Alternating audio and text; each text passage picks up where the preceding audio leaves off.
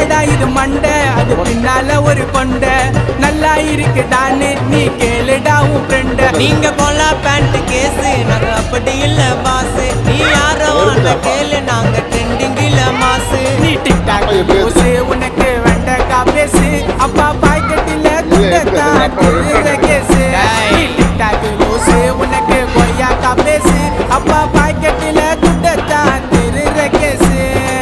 மஜாவா வந்துன்னு வரோம் 90 கிட்ஸ் நாங்க ஸ்டைலில் போட்டி போட்டுக்கலாம் வாங்க வாங்க வாங்க வாங்க ஜோப்பி ஜோப்பி தாங்க.